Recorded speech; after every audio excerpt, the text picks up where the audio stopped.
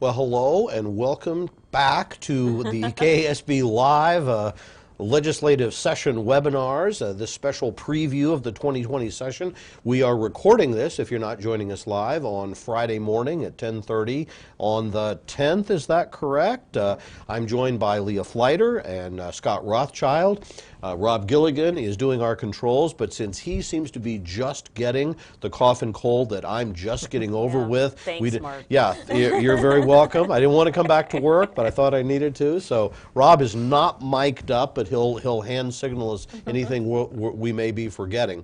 So today what we're going to do is be kind of giving a quick preview of the start of the legislative session next week on Monday, and then talking about some of the issues that we expect to be coming up. We'll be returning to our regular time next Friday. We're going to tell you now that we are considering moving our normal time to 10:30 or at least earlier on Friday. We want some feedback on this. The reason is we're kind of thinking as now at least half the number of people who view this do in a recorded form. So part of our thought is, well, the sooner we can get the information out to people, you can view it as you wish. But if we have like a lot of people saying, no, we really love doing it at noon, we'll consider that, or 12:30. So please share information. And as we begin, as always, we want to tell you that if you want to text, email, tweet, or enter on the screen, we will be monitoring all of that if you have questions as we go. So before plunging into next week, any introductory thoughts from Leah or Scott? Go ahead. Well, I think we're all kind of relieved that the major Gannon discussion appears to be over, but we know we still have to monitor the situation, and there will continue to be some accountability issues that we're going to have to deal with, but it will be interesting to see other issues rise to the top, we hope, this year. Right. Yeah, and I can't remember a session where Gannon or Montoy weren't, front and center. So it will be interesting to see what's on the minds of a lot of legislators. You know, we've kind of said maybe this is one where schools will be a little bit of a lower key issue, but we all think we may be jinxing if we say that too loud. So we're just going to have to see how it plays out. Well, let's talk very quickly about what may be happening next week. The House and Senate will return to formal session at 2 o'clock Monday. Usually that's all that happens on Monday. On Tuesday, most committees or many committees will start meeting for the first time. We're beginning to get agendas coming into our office. As always, follow your KASB calendar. We hope you all know how to access that on a daily basis from our website or for social media links. We'll continue to do that and be updating as that information comes in. Wednesday, we want to note, very importantly, will be the first day of our Advocacy and Action Seminar. Anyone want to talk a little bit about the exciting things we've got planned for Wednesday? We have a lot of great speakers and information lined up for Wednesday. We're going to have Attorney General Derek Schmidt, who's going to come in and talk to us about his office's effort to stem the increase in youth suicide in Kansas. It's a very important conversation for all of us. We know student mental health and student safety is really going to be a focus this year on a number of issues. We're also going to have Secretary of State Scott Schwab. As you know, the Secretary of State is in charge of running elections in Kansas. He's going to talk to us about how students can be more engaged in the political and legislative process, and so that'll be some great information from him as well. Right. Those of you that are looking for ways, as so many districts are, to better engage your students around civic engagement, looking for real-world activities and relevance, Secretary is really pushing the idea of getting student volunteers to be a part, both to support the electoral process and an opportunity to get kids more involved earlier. So that's going to be good. And then, so that's going to be kind of the morning. We'll do some previewing like this over lunch, allow school board members and others to head to, and again, a lot of different people attend. The afternoon will be kind of reserved for going to the State House to meet your legislators. And then what are we looking at in the evening?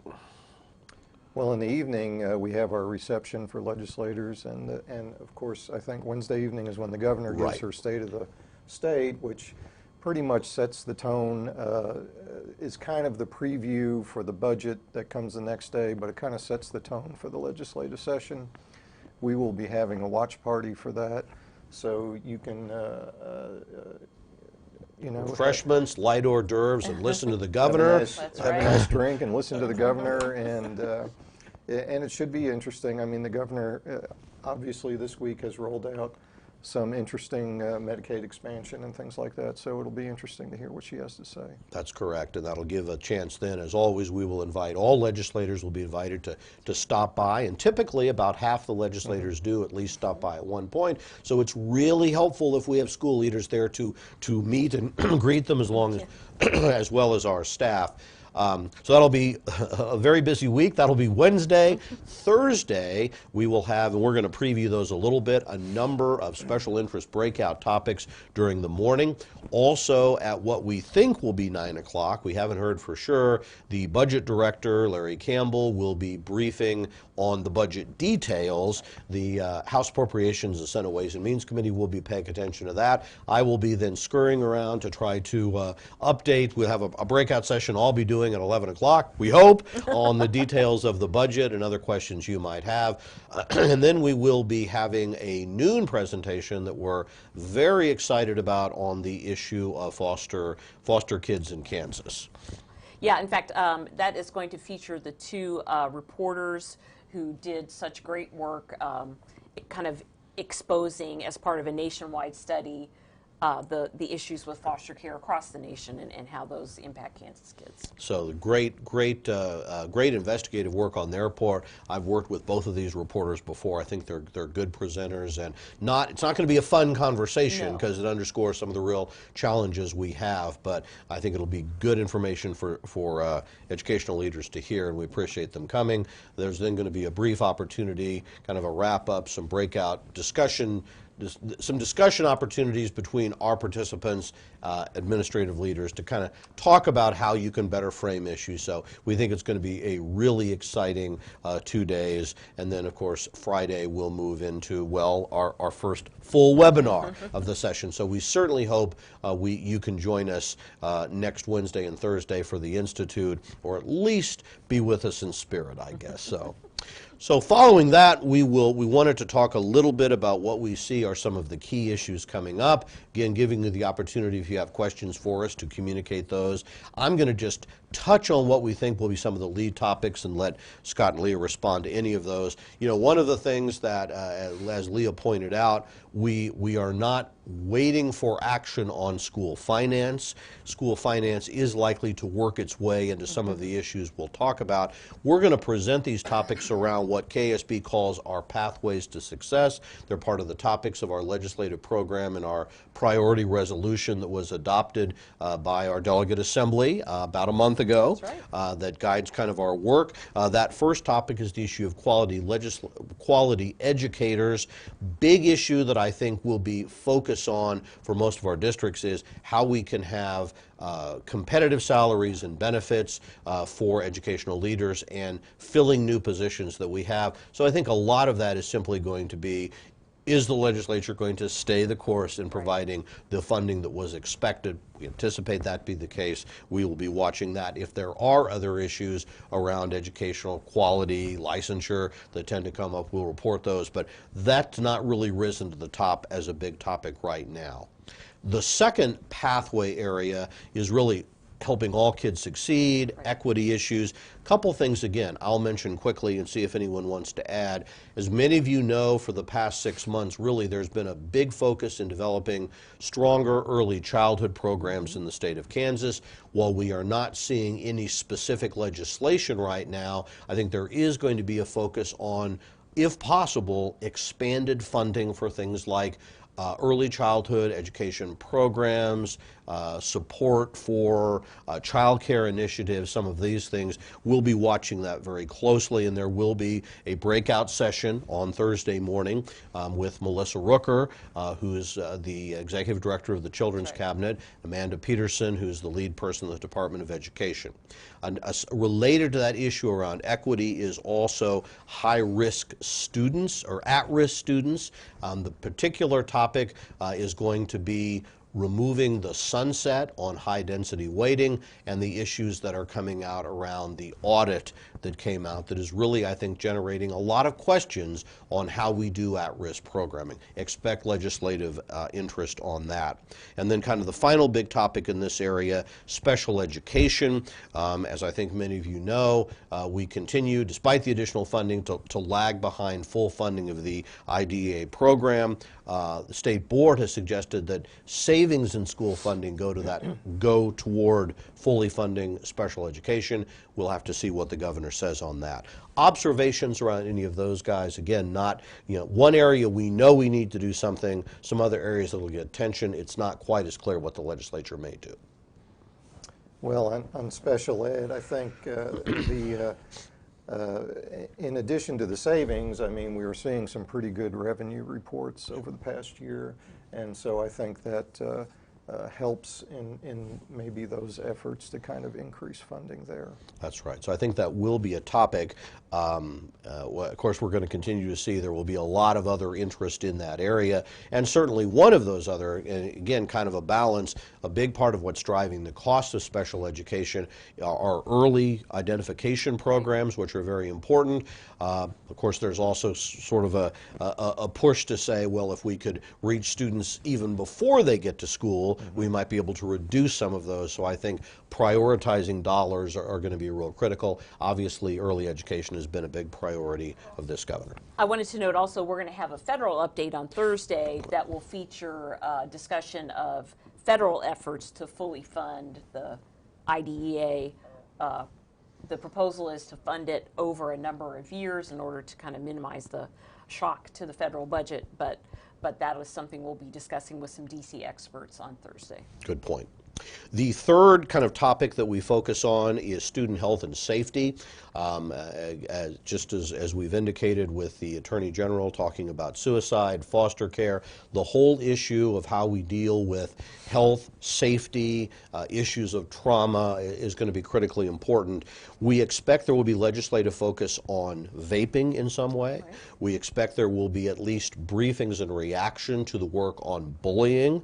The state board or commissioner put together a task force that came up with a number of recommendations, none specifically in the area of legislation, but last year there was a lot of legislation in this area, and then healthcare access is going to be a topic. Guys, what do you see possibly happening in these areas? Well, I think there's been a lot of work done this past year, especially over at the Kansas State Department of Education and State Board on these issues, on bullying and vaping. And I think so far, the work that has been done has been kind of praised on all fronts. The vaping thing kind of exploded on everyone, and it's been a tight curve to get educated on that and to see what can happen. But I think the state board should be congratulated in taking some of the lead on these issues. They have a vaping policy that prohibits vaping and tobacco use on school grounds, students, staff, visitors. So they've taken action on that. The bullying task force report has a lot of good recommendations. Basically, the main one is we have to create a caring environment in our schools. So I think legislators will take a lot of time analyzing those issues, and this may get a lot of attention during the session. That's right. I think regarding healthcare access, we'll be watching for possible efforts to maybe loop in for Medicaid reimbursement the charges that schools incur when they provide in-school medical services to children who are not on an IEP. Right. That's something that we'll keep an eye out for. There's some action that the state would need to take to make that happen. It would certainly help everybody's general fund bottom line, right, if they could bill Medicaid for some of those services, so we'll be keeping an eye out for that. KASB's policy that we adopted in December does support access to school-related care and looking at that provision of possibly being reimbursed for those services. And we should note, and that there's the big issue of Medicaid expansion, which has got a lot of attention, right, and the announcement, excuse me, yesterday that Governor Kelly and the Senate Majority Leader have reached an agreement on a bipartisan plan that has 11 Democratic co-sponsors and 11 Republican co-sponsors, and that, with the governor's support, would likely be acceptable to the coalition in the House that passed it last year, could mean that this potentially very explosive and divisive issue might be resolved fairly quickly. That then might allow, if not immediately, then time to look at some of these other issues. Right. What Lee is talking about is an issue that would, again, is not big Medicaid expansion, Right. but it would allow schools to draw down more Medicaid dollars, still early in the discussion. Very early. And I think our general feeling was most people in Kansas want to get the big issue taken care of if they can, and then perhaps be able to look at whether this could bring some additional resources there. While KASB did not take a specific position on Medicaid expansion, we did adopt a position really supporting efforts to get more kids covered and to provide, good health care access in communities, because the impact that has on students and their families.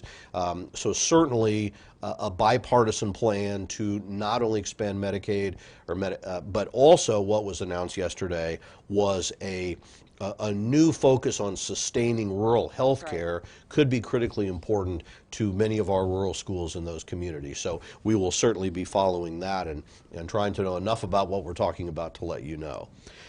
The next area of interest that we'll expect a lot of attention to be paid to, that KASB has kind of a pathway approach, is what we call post-secondary success.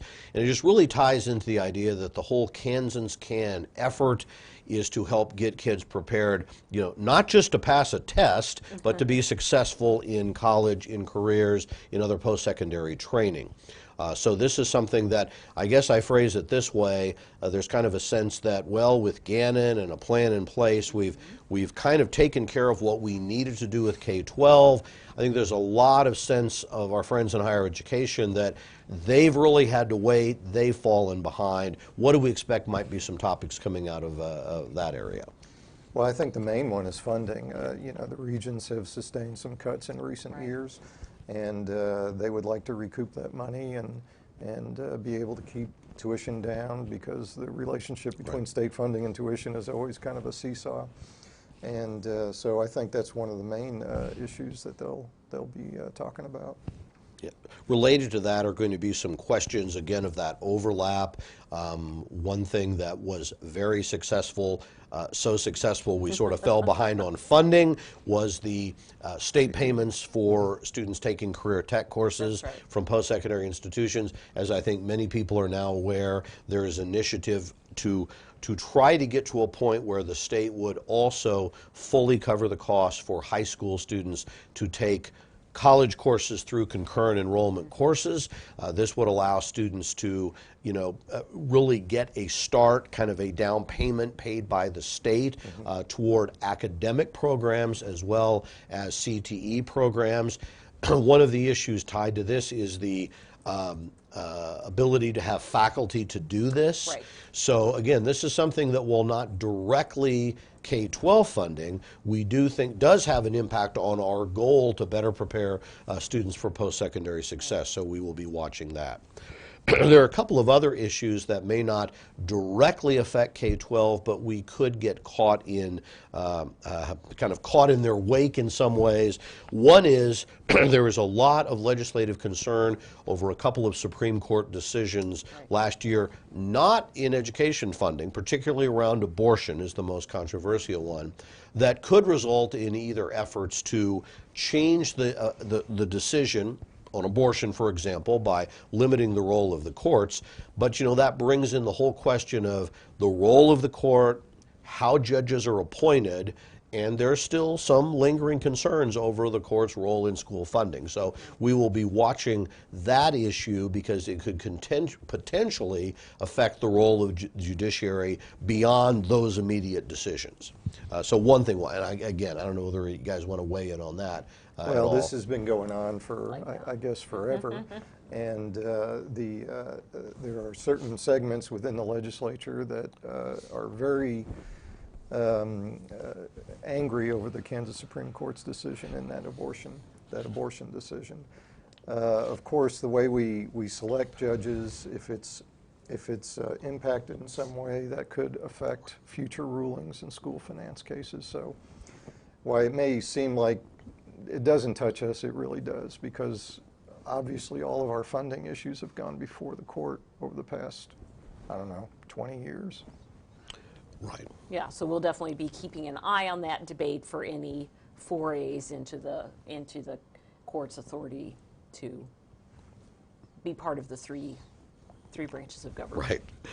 Right. Another area that, again, may not directly affect education, but indirectly could have a big impact, is, of course, ongoing tax policy.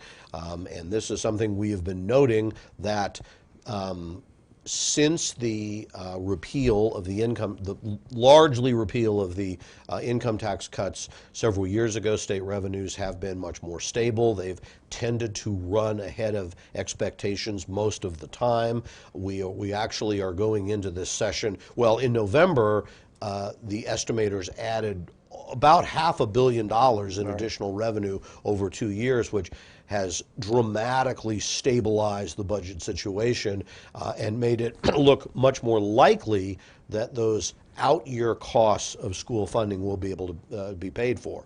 However, there are a lot of people who are kind of saying, well, this money's rolling in, we need to give some of that back. And I think there's going to be a couple of things that will be looked at. Number one, the Governor's Tax Reform Council has talked about trying to increase food sales tax rebate as a less expensive way of reducing the impact of the sales tax on food, and doing something around the area of property tax relief, likely by reestablishing or funding some existing programs that have not been funding, where the state essentially sends money to local governments to require or try to require that property taxes be reduced.